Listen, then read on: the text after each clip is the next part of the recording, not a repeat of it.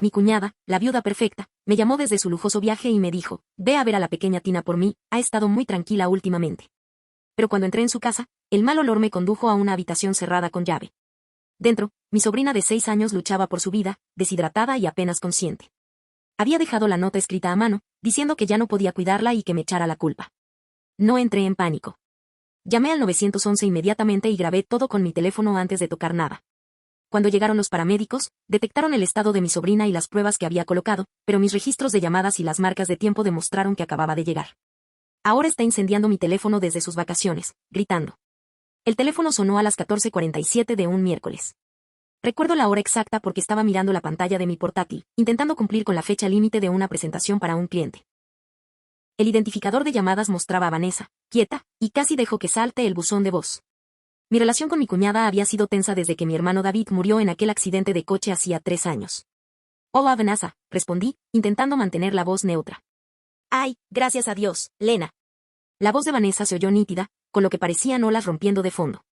Lamento molestarte, pero me lo estoy pasando genial en Cabo. El resort es divino, y últimamente he estado tan estresada que necesitaba este descanso, ¿sabes? Fruncí el ceño. Vanessa siempre había sido dramática, pero algo no encajaba con su tono excesivamente alegre. Genial, Vanessa. ¿Qué puedo hacer por ti? Bueno, se trata de la pequeña Tina. Ha estado muy callada últimamente, apenas me hablaba antes de irme. Me preocupa que se esté enfermando. ¿Podrías pasar a ver cómo está? Sé que es mucho pedir, pero son la única familia que nos queda y necesito saber que está bien mientras estoy aquí. Se me encogió el estómago. Espera, ¿dónde está Tina ahora? ¿Quién la cuida? Ah, está en casa. Lena ya tiene 7 años y es muy independiente. Le dejé suficiente comida y sabe que no debe abrir la puerta a desconocidos. Llevo fuera desde el lunes por la noche y vuelo de vuelta el viernes por la mañana. Vanessa, ¿dejaste sola a la niña de 7 años durante 4 días? Ya estaba cogiendo las llaves, con el corazón acelerado. Está bien. Es muy madura para su edad. Solo quiero que la veas, quizás le lleves la compra. Intenté llamar a casa esta mañana, pero no contestó, lo cual es raro porque suele correr al teléfono. Ya estaba en mi coche, conduciendo hacia su casa al otro lado de la ciudad. Voy para allá ahora. Vanessa, esto no está bien. No puedes dejar a un niño tan pequeño solo. No seas tan dramática, Lena. Nunca tuviste hijos, así que no lo entiendes.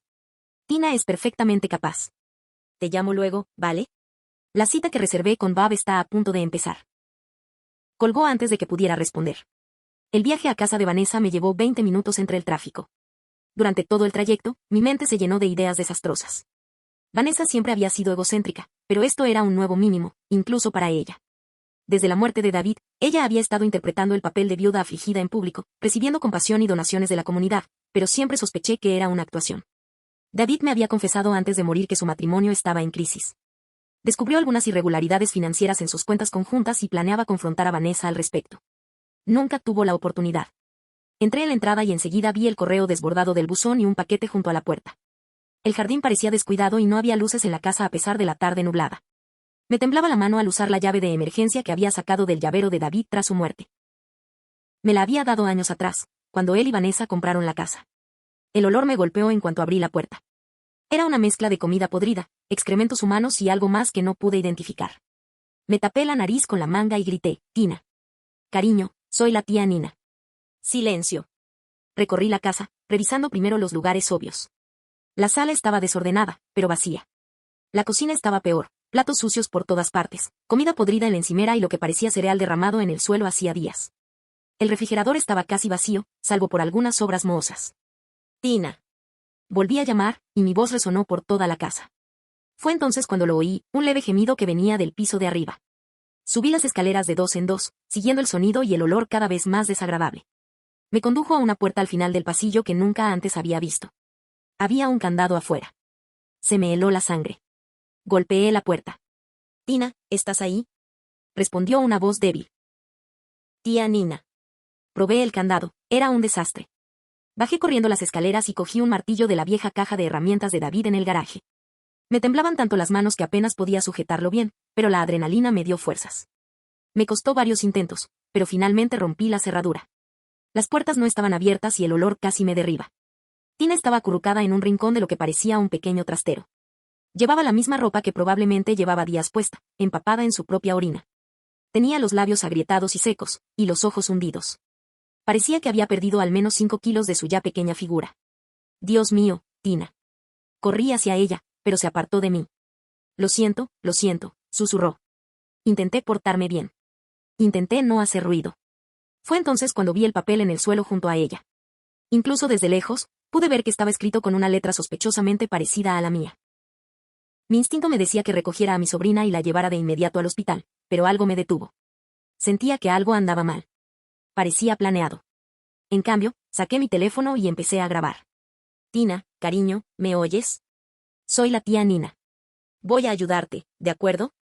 Hablé con claridad hacia el micrófono de mi teléfono, mientras enfocaba la cámara en su estado y en la habitación. Grabé el candado que había roto, el estado deplorable de la habitación, y luego recogí con cuidado la nota con el pañuelo. Como sospechaba, estaba escrita con una letra parecida a la mía, pero no del todo correcta. Ya no podía cuidarla. Era demasiado problemática. Lo siento. Nina. Me temblaban las manos al leerlo en voz alta para la grabación, asegurándome de anotar la hora. Luego llamé al 911. 911, ¿cuál es su emergencia? Soy Lina Park. Estoy en Oakwood Drive 1247. Encontré a mi sobrina de 7 años encerrada en una habitación. Está gravemente deshidratada y parece haber estado abandonada durante varios días. Necesito paramédicos y policías de inmediato. Señora, ¿es usted la tutora de la niña? No, soy su tía. Su madre está fuera de la ciudad y me pidió que fuera a verla. Por favor, apúrese. Está en mal estado. Me quedé en línea con la operadora mientras seguía grabando todo. Tuve cuidado de no tocar nada más ni mover a Tina hasta que llegaran los profesionales. Los paramédicos llegaron primero, en menos de 8 minutos. De inmediato comenzaron a evaluar el estado de Tina mientras yo le explicaba la situación. Sus signos vitales estaban peligrosamente bajos, presentaba deshidratación grave, desnutrición y lo que parecía ser el inicio de una insuficiencia renal. ¿Cuánto tiempo crees que lleva así?, preguntó uno de los paramédicos. Según lo que me dijo su madre, posiblemente desde el domingo. Hoy es martes. La policía llegó poco después. El detective Martínez, sin parentesco alguno, a pesar de compartir el apellido, me tomó declaración mientras el equipo de investigación lo fotografiaba todo. Les mostré la grabación que hice y les expliqué la nota sospechosa. Hiciste lo correcto al no perturbar la escena, dijo el detective Rowan Lee. Esta nota claramente pretende incriminarte. ¿Se te ocurre por qué alguien querría incriminarte? Pensé en mi complicada relación con Vanessa, en las sospechas de David antes de su muerte, en el dinero del seguro que ella había recibido. Pero me ceñí a los hechos. Mi cuñada y yo hemos tenido nuestras diferencias, pero no me imagino por qué haría esto. Mientras hablábamos, mi teléfono empezó a vibrar. Vanessa estaba llamando. Contesta, ordenó el detective Rowan Lee. Pon el altavoz. Lena. La voz de Vanessa era estridente. Acabo de recibir una llamada terrible de un vecino diciendo que hay ambulancias en mi casa. ¿Qué pasa? Soy Tina, ¿de acuerdo? Miré al detective, quien asintió para que respondiera. Vanessa, Tina está siendo llevada al hospital. Estaba encerrada en una habitación, gravemente deshidratada. ¿Dónde estás exactamente? ¿Cómo que estás encerrado en una habitación? Es imposible. Estoy en Cabo, en el resort. Ya te lo dije. Debe ser un error. Los paramédicos dicen que lleva días sin comer ni beber. Hay pruebas de que alguien lo planeó, Vanessa. Hubo una larga pausa. Cuando volvió a hablar, su voz había cambiado, menos asustada, más calculadora. Lena, necesito que me digas exactamente qué encontraste. ¿Seguro que no? O sea, has estado muy estresado últimamente. ¿Seguro que lo recuerdas todo correctamente?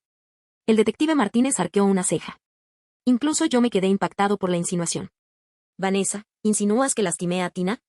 No insinúo nada. Solo digo que el trauma puede afectar la memoria. Quizás fuiste a verla y la encontraste enferma, y en tu pánico, confundiste los detalles. Hay una nota, Vanessa. Sé que parece mi letra, diciendo que ya no podía cuidarla. Otra larga pausa. Eso es terrible. Alguien debe haber entrado en mi casa. Dios mío. ¿Y si siguen ahí? Lena, tienes que salir de ahí inmediatamente. El detective Rowan Lee me quitó el teléfono. Señora, le habla el detective Rowan Lee de la policía. Necesito que me des pruebas de tu ubicación durante los últimos 3 días. ¿Yo, qué? ¿Por qué tendría que demostrar nada? Soy la víctima. Alguien entró en mi casa y lastimó a mi hija. Señora, tenemos pruebas que sugieren que esto fue un evento planeado. Necesitamos que regrese de inmediato y coopere con nuestra investigación. No puedo irme así como así. Tengo un libro de vuelo para el viernes. Probablemente sea un malentendido. Tina es una niña muy imaginativa. Podría haberse inventado historias. No podía creer lo que oía. Incluso ante la evidencia, Vanessa seguía intentando manipular la situación. Vanessa, dije, recuperando el teléfono. Tu hija de 7 años casi muere. Toma el próximo vuelo a casa. No me digas cómo criar a mi hijo, Lena. Ni siquiera has tenido hijos. No entiendes la presión que tengo como madre soltera. El detective Rowan Lee me indicó con un gesto que terminara la llamada. Ya tenemos suficiente por ahora. En el hospital, los médicos confirmaron lo que ya sabíamos. Tina había sido gravemente descuidada. Sufría de deshidratación, desnutrición y había desarrollado una infección incipiente por no poder usar el baño correctamente. El trauma psicológico tardaría mucho más en sanar. La trabajadora social me dijo que no deja de preguntar si está en problemas. Parece creer que estar encerrada en esa habitación fue un castigo por algo que hizo mal. Me rompió el corazón. Me senté con Tina mientras le administraban 4 líquidos, sosteniendo su manita y asegurándole que nada de esto era culpa suya. Tía Lena, susurró. Mami dijo que venías a llevarme porque me portaba mal. No estás mal, cariño. Eres la mejor niña del mundo. Pero mamá dijo que escribiste una nota diciendo que era demasiado problemática. Sentí una oleada de rabia en el pecho. Tina, jamás escribiría algo así. Te quiero mucho y nunca me has dado problemas. En las siguientes horas, la imagen completa empezó a emerger. Vanessa llevaba semanas, quizá meses planeándolo. Había estado imitando mi caligrafía practicando con ejemplos de tarjetas de cumpleaños y notas de agradecimiento que le había enviado. Programó deliberadamente su viaje a cabo para que coincidiera con el momento en que sabía que yo estaría ocupado con un importante proyecto de trabajo, asumiendo que no iría a ver a Tina inmediatamente. El plan era simple y diabólico, dejar que Tina se deteriorara hasta el punto de requerir intervención, preparar pruebas que me implicaran y luego regresar de sus vacaciones para descubrir que su hija había sido abandonada por su inestable cuñada. Ella ofrece empatía, posiblemente más dinero para el seguro si las cosas salían muy mal, y yo estaría fuera de escena para siempre. Lo que no contaba era mi rapidez para registrarlo todo antes de tocar nada, y el hecho de que la tecnología moderna facilita enormemente la verificación de fechas y lugares. La detective Rowan Lee me llamó esa noche para ponerme al día. Hemos estado en contacto con el resort en Cabo. Vanessa se registró el lunes, como dijo, pero lo curioso es que nunca se alojó allí. Se registró, tomó algunas fotos en la piscina y en el restaurante para sus redes sociales, se marchó esa misma noche y voló de vuelta a Estados Unidos en el vuelo nocturno del martes por la mañana. Lleva alojada en un hotel a 1 hora de su casa desde el martes por la tarde. ¿Así que lleva aquí desde ayer? La cosa mejora. Las imágenes de seguridad del hotel muestran que salió el martes por la noche a la hora de cenar y regresó el miércoles por la mañana, justo a la hora en que te llamó. Nunca estuvo en el hotel cuando hizo esa llamada. Probablemente estaba sentada en el estacionamiento del hotel, planeando el momento perfecto para que descubrieras a Tina. Me dio asco. Ella lo planeó todo. Eso parece. También encontramos pruebas de que ha estado investigando tu caligrafía en línea. Hizo varias compras de cuadernos de práctica y papel de calco usando una tarjeta de crédito vinculada a su cuenta. ¿Cómo pensó que se saldría con la suya? ¿En serio? Si no hubieras tenido tanto cuidado de documentarlo todo, podría haberlo hecho. Mucha gente en esa situación habría agarrado a la niña primero y preguntado después. Las pruebas se habrían visto comprometidas, y habría sido tu palabra contra la de ella. Esa noche me quedé en el hospital con Tina. Estaba estable, pero necesitaría permanecer en observación al menos un día más. Estaba tomando una siesta en la silla junto a su cama cuando mi teléfono empezó a sonar de nuevo. Vanessa llamaba desde lo que ahora sabía que era su habitación de hotel. Lena, he estado pensando en todo y me di cuenta de que podría haber habido un malentendido. Me enderecé. ¿Qué clase de malentendido? Bueno, puede que estuviera más estresado de lo que pensaba al irme. Quizás no me preparé tan bien como creía. Y quizás esa nota. Quizás estaba tan abrumada que lo escribí y lo olvidé. Ya sabes cómo el duelo puede afectar la memoria. Ella intentaba retractarse de su historia, probablemente dándose cuenta de que la policía la estaba acercando. Vanessa, para ya. La policía sabe que no estabas en Cabo cuando me llamaste.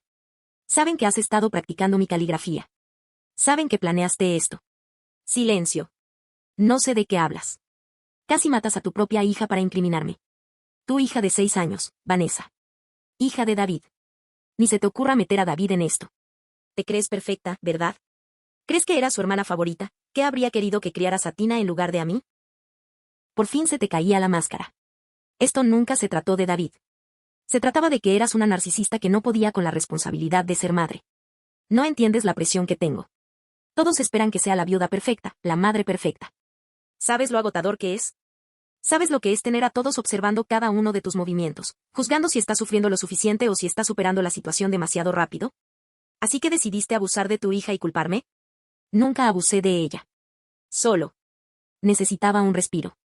Necesitaba que alguien viera que no podía sola. Pero todos me dicen lo fuerte que soy, lo afortunada que es Tina de tenerme.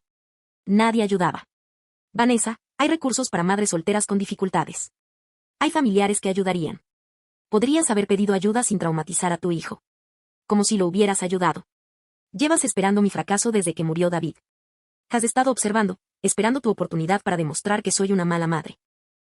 Me di cuenta entonces de que Vanessa se movía en una realidad completamente diferente, una donde todos estaban en su contra y ella era la víctima perpetua.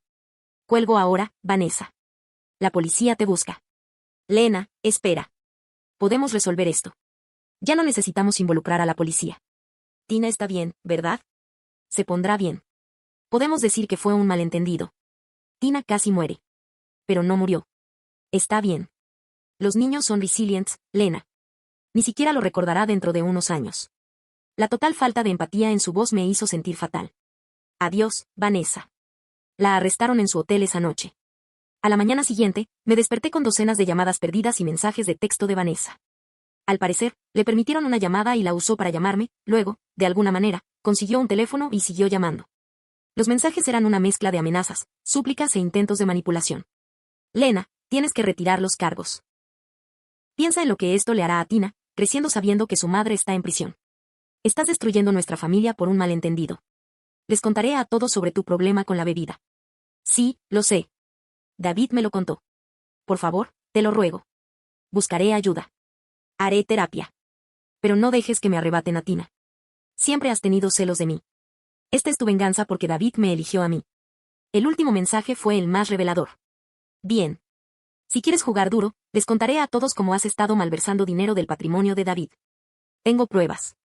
Hice una captura de pantalla de todo y se la envié al detective Rowan Lee. El juicio se fijó para 8 meses después. Mientras tanto, Tina fue puesta en un hogar de acogida temporal mientras el tribunal decidía sobre su custodia permanente. Inmediatamente solicité la tutela, que Vanessa impugnó desde la cárcel. Durante este tiempo, surgieron más detalles sobre el plan de Vanessa. Llevaba meses preparando esta trampa, posiblemente desde el aniversario de la muerte de David.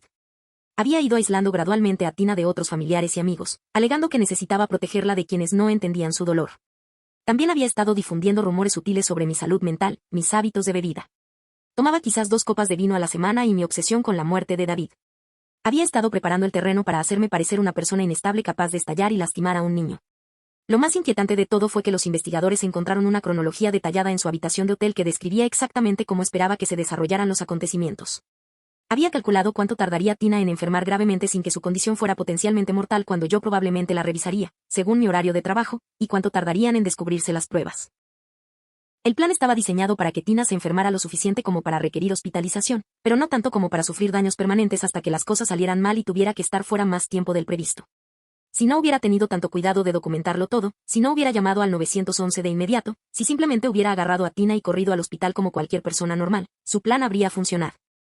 Vanessa había sido la figura trágica favorita de todos, la hermosa joven viuda que luchaba por criar sola a su hija. Recibió miles de dólares en donaciones, comidas gratis, servicios de niñera y una compasión infinita. Personas que no conocía me pararon en el supermercado para disculparse por creer sus mentiras sobre mí. Al parecer, llevaba meses diciéndole a la gente que me estaba volviendo inestable y haciendo comentarios preocupantes sobre Tina.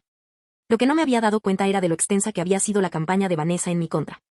La detective Rowan Lee me mostró una carpeta llena de declaraciones de vecinos, profesores y amigos de la familia, todas documentando conversaciones en las que Vanessa había expresado su preocupación por mi comportamiento. La señora Henderson, de la calle de abajo, le dijo a la policía que Vanessa le había contado sobre mi problema con la bebida y mi obsesión con David desde su muerte. Mencionó que la había estado llamando a altas horas de la noche, llorando por lo mucho que lo extrañaba, y que le preocupaba que hiciera algo desesperado. Nada de esto era cierto, por supuesto. Había hablado con Vanessa unas 6 veces el último año, y nunca a altas horas de la noche. Había estado de luto por mi hermano, pero había estado viendo a un terapeuta y llevándolo bien. A la maestra de kinder de Tina, la señora García, le habían dicho que yo había estado apareciendo en la escuela haciendo preguntas raras sobre el horario y la vida familiar de Tina. Al parecer, le habían ordenado que llamara a Vanessa inmediatamente si alguna vez intentaba recoger a Tina sin permiso. De nuevo, esto era completamente inventado. Había ido a la escuela de Tina exactamente 2 veces, una para un programa de Navidad y otra para una reunión de padres y maestros a la que Vanessa me había pedido específicamente que asistiera porque ella no podía asistir. La revelación más inquietante provino de la vecina de Vanessa, Janet Walsh.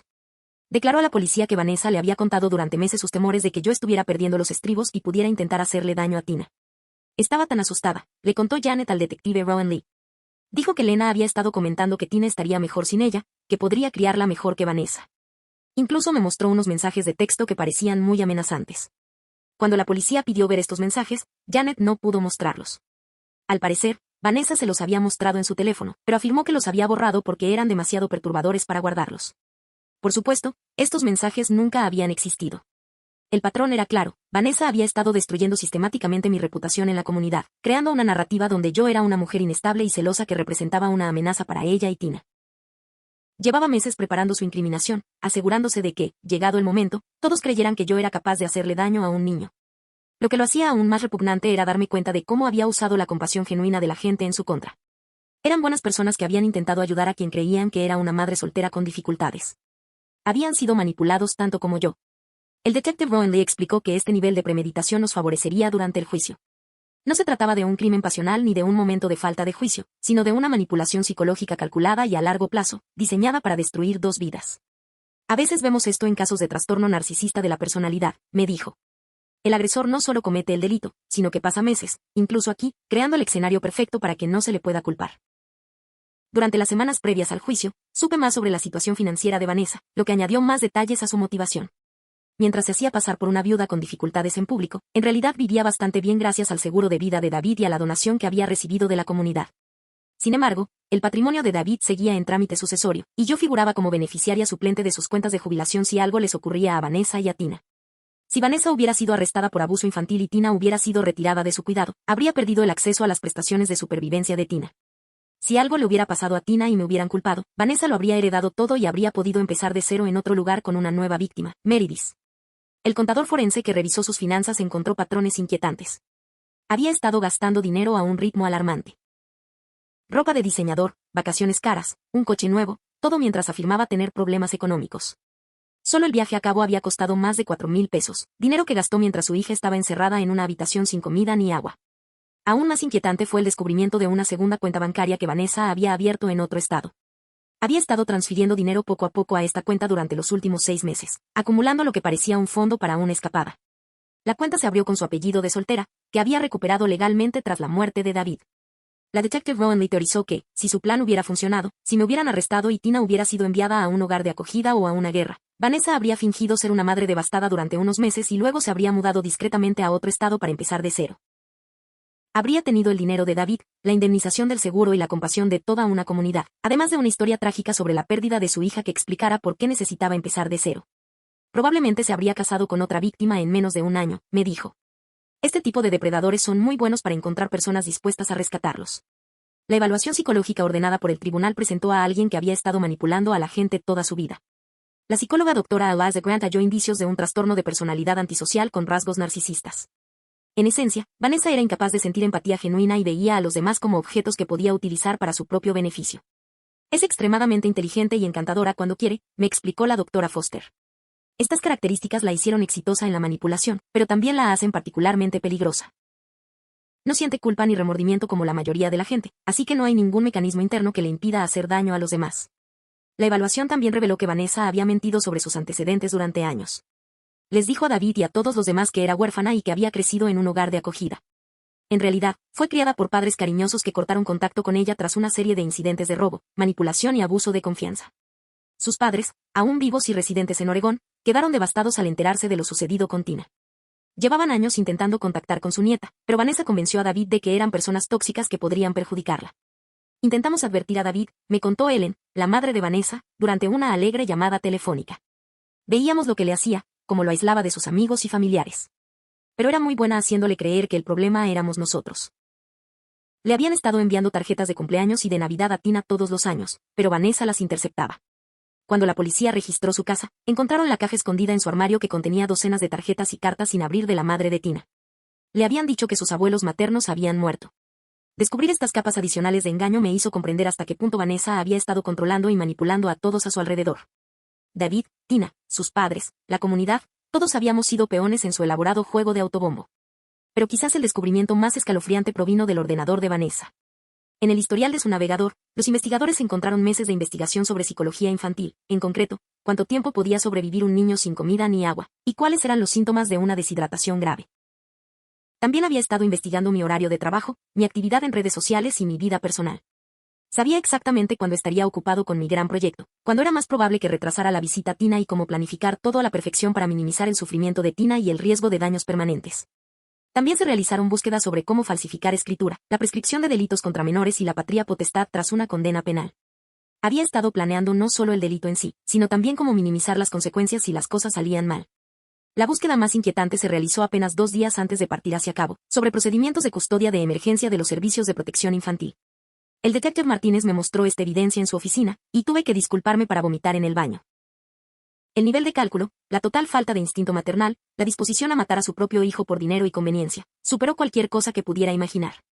Llevo 15 años haciendo esto, me dijo el detective Ron Lee. He visto muchas cosas terribles. Pero este nivel de premeditación contra un niño, por parte de su propia madre, es uno de los peores casos en los que he trabajado. Durante este periodo de investigación, también lidié con la realidad práctica de convertirme repentinamente en tutor de una niña traumatizada de 7 años. El Estado había colocado a Tina en un hogar de acogida de emergencia inmediatamente después del incidente, pero pude obtener la custodia temporal en 2 semanas tras exhaustivas verificaciones de antecedentes y evaluaciones del hogar. La familia de acogida, los Johnson, eran personas maravillosas que habían cuidado de Tina con increíble delicadeza y paciencia. Pero había pasado por tanto trauma que temía confiar en que alguien lo supiera. Cuando la recogí por primera vez, llevaba en la mano un pequeño elefante de peluche que le habían regalado los Johnson. No lo soltaba y se estremecía cada vez que me acercaba a ella. Ha estado teniendo pesadillas, me dijo la señora Evelyn Whittaker en voz baja. Se despierta llorando porque la han encerrado en lugares oscuros. Y ha estado acumulando comida, escondiendo galletas y fruta en los bolsillos y debajo de la almohada. Las primeras noches en mi casa fueron desgarradoras. Tina se despertaba gritando, y cuando iba a consolarla, se acurrucaba en un rincón preguntando si la iban a encerrar otra vez. Me portaré bien, susurraba. Prometo que no hablaré. Por favor, no me encierren. Le tomó semanas de paciencia, terapia y cuidados constantes para que ella comenzara a confiar en que estaba a salvo. La psicóloga infantil, doctora Hannah Patel, explicó que las reacciones de Tina ante el trauma eran completamente normales considerando lo que había vivido. Los niños que han sido encarcelados por sus cuidadores suelen desarrollar lo que llamamos hipervigilancia, explicó la doctora Foster. Están constantemente atentos a las señales de que están a punto de ser escuchados o abandonados de nuevo. Es agotador para ellos, pero también es un mecanismo de supervivencia. Poco a poco, con ayuda profesional y mucho amor, Tina empezó a sanar. Empezó a dormir toda la noche. Dejó de acaparar comida. Empezó a reír y a jugar como una niña normal. Pero aún así hubo momentos que me rompieron el corazón. Una vez, cuando llegaba tarde al trabajo y hablaba rápido para darle instrucciones sobre la niñera, empezó a llorar y dijo, ¿estás enojada conmigo? ¿Te vas a ir y no volver? En otra ocasión, al cerrar la puerta para ir al baño, entró en pánico y empezó a golpearla, gritando que lo sentía y rogándome que no la dejara sola. Estos incidentes me recordaban constantemente lo que Vanessa había hecho. No solo el abandono físico, sino la tortura psicológica de convencer a una niña de que el abandono era culpa suya por no ser lo suficientemente buena. Las sesiones de terapia fueron difíciles para ambas. Tina tuvo que superar su trauma, y yo tuve que aprender a ser madre de una niña que había sufrido abuso sistemático. Nunca había tenido hijos propios, y de repente me tocó ayudar a una niña profundamente herida a volver a confiar en el mundo. La doctora Hannah Patel me ayudó a comprender que mi propia ira y mi dolor también eran normales. Estaba de luto no solo por lo que Vanessa le había hecho a Tina, sino por lo que le había hecho a la memoria de David, a nuestra familia y a la vida que Tina debería haber tenido. Tienes derecho a estar enojada, me dijo. Lo que le pasó a Tina fue monstruoso. Pero también puedes sanar y seguir adelante. Ella necesita que seas fuerte y estable, no que te consuma la ira.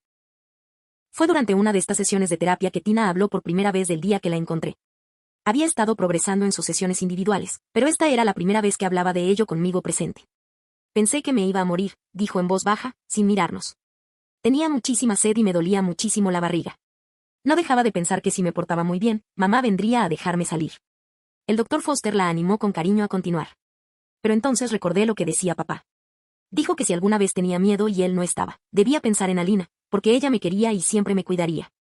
Entonces empecé a llorar, y Tina me miró con esos grandes ojos marrones que se parecían tanto a los de David. Papá tenía razón, dijo. Sí que me cuidaste. Ese fue el momento en que supe que todo iba a ir bien. No de inmediato, no sin más trabajo y sanación, sino con el tiempo. Íbamos a ser una familia. La investigación también reveló que Vanessa había estado abusando de Tina de otras maneras durante meses antes del incidente.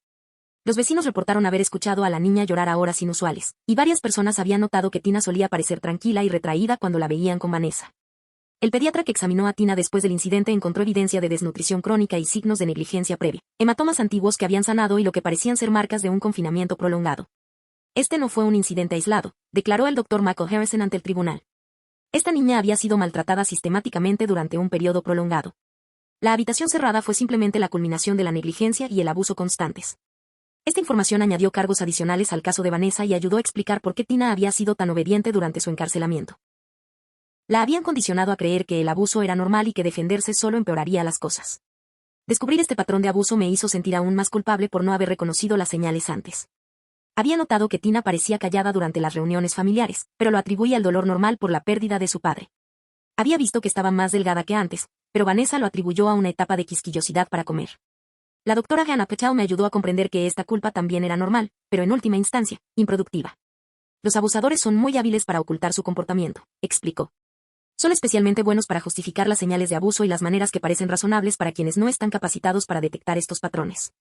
No podrías haber sabido sin acceso a información que Vanessa te ocultaba deliberadamente. Aún así, me prometí a mí mismo que nunca más ignoraría mis instintos sobre el bienestar de un niño. Si algo parecía ir mal, investigaría, incluso si eso significaba que me vieran como sobreprotector o entrometido. El juicio en sí fue un circo mediático. La defensa de Vanessa intentó retratarla como una mujer llevada a tomar medidas desesperadas por el dolor y la presión económica. Argumentaron que nunca tuvo la intención de que Tina sufriera daños graves, que había calculado mal el momento. La fiscalía pintó una imagen diferente, una mujer narcisista que veía a su hija como una carga y a su cuñada como una amenaza, cuidadosamente construida. Gina, afortunadamente, era demasiado joven para testificar, pero las pruebas hablaban por sí solas. La cronología que Vanessa había escrito de su puño y letra. Las hojas de práctica eran donde aprendió a copiar mi escritura. Los registros del hotel demostraban que había mentido sobre su ubicación. Las llamadas grabadas demostraban que intentaba manipularme. Lo más incriminatorio de todo fue el sonido que una investigadora del diario hizo en su casa, donde había escrito extensamente sobre su resentimiento hacia Tina y sus celos por mi relación con David. En una entrada, que echaba una semana antes de sus vacaciones, Reed, Lena se cree mucho mejor que yo. Cree que sería mejor madre para Tina que yo. Quizás sea hora de que lo demuestre. Quizás sea hora de que todos vean qué clase de persona es realmente cuando está bajo presión. Vanessa fue condenada por poner en peligro a un menor, intento de asesinato, fraude y presentar una denuncia policial falsa. La sentenciaron a 15 años de prisión. Me concedieron la custodia total de Tina. La transición no fue fácil. Tina había sufrido un trauma severo, y necesitó meses de terapia para empezar a confiar en su seguridad. Tenía pesadillas en las que la encerraban en habitaciones oscuras. Acumuló comida en su habitación. Se estremeció cuando los adultos alzaron la voz. Pero los niños son resilientes, y con amor, paciencia y ayuda profesional, empezó a sanar. Ahora tiene 9 años, y aunque todavía tiene algunos problemas de ansiedad, es una niña feliz y sana a la que le encanta leer y jugar al fútbol.